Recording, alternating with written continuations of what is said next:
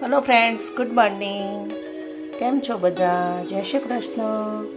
જો આજે ઘરમાં કશું શાક પડ્યું નથી, સરગવો પડ્યો છે પણ એ થોડો સુકાઈ ગયો છે, એટલે હવે એનું તો હું સૂપ બનાવી દઈશ. પણ અત્યારે હાલ હવે ટાઈમ પણ નથી બજાર જવાનો, કંઈ લાવવાનો, તો મેં બનાવી દીધું છે આજે ડુંગળી બટાકાનું શાક. તો એના માટે મેં 3 ડુંગળી અને 3 બટાકા લઈ લીધા છે. અને આ શાક એટલું સરસ લાગે છે, ખાવામાં મજા પડી જાય છે. કોઈ પણ શાક ન હોય તો શાકભાજીના રાજા એવા બટાકાભાઈ અને ડુંગળી બેન આપણા ઘરમાં તો હાજર જ હોય છે. એટલે એ બંનેનું શાક બનાવી દેવાનું અને જોડે છાશ કે દહીં આ બંને હોય તો મજા પડી જાય છે. ચાલો આપણે બનાવી દઈએ ડુંગળી બટાકાનું શાક. તેલ થઈ ગયું છે આપણું. જો એમાં રહી વઘારી દઈએ.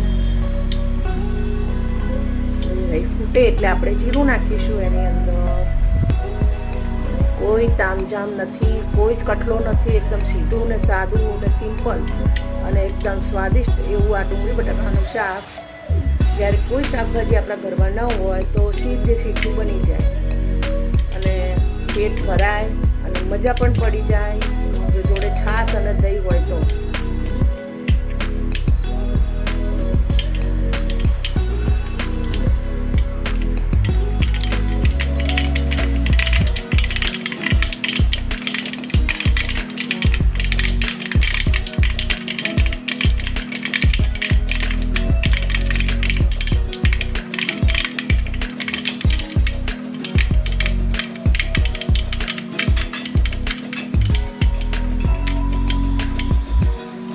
રાઈ ફૂટી ગઈ છે. હવે જીરું નાખી દઈએ, પછી હિંગ નાખી દઈએ અને જેમ કીધું છે એમ પહેલેથી તેલમાં જ આપણે હળદર નાખીશું. અને હવે આ શાકને બરાબર સરખત થઈશું આપણે. એટલે તેલ થોડું ઠંડુ થઈ જાય. હવે આપણે મરચું નાખીશું.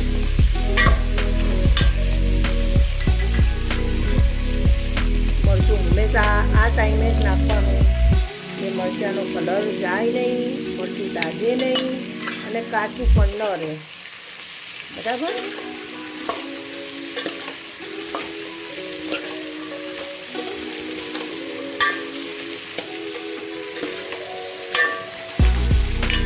હવે આપણે એની અંદર સ્વાદ પ્રમાણે મીઠું એડ કરી દઈશું.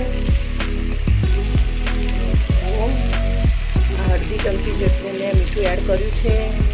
ખારું બને તો ના પોસાય, મોરું બને તો ચાલે, થોડું ઉપર નાખીને લઈ લેવાય. ખારું ન બનવું જોઈએ, આનું ખાસ ધ્યાન રાખવું. તેલમાં પકડવા દેવાનું શાક બરાબર 5 થી 10 મિનિટ. જુઓ.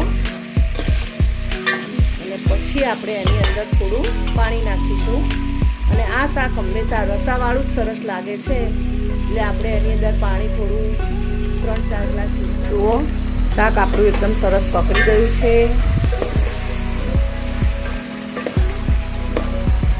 જો સરસ તેલ છૂટે છે. હવે આપણે એની અંદર પાણી એડ કરી દઈશું. તો મેં આ 1 લોટો લઈને રેડ્યું છે.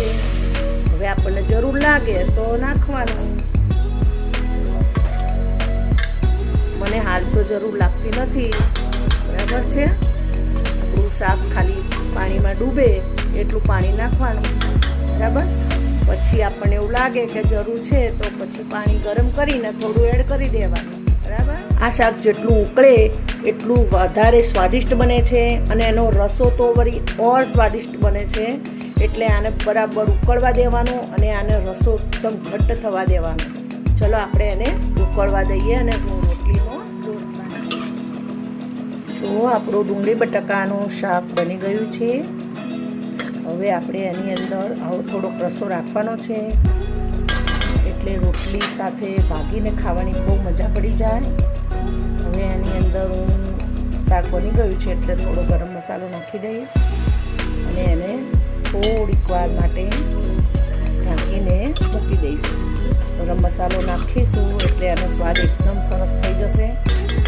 અને ગરમ મસાલો નાખીને આપણે ગેસની ફ્લેમ બંધ કરી દેવાની છે, કારણ કે જો ચાલુ રહેશે તો શાકનો કલર પછી કાળો થઈ જશે એટલે.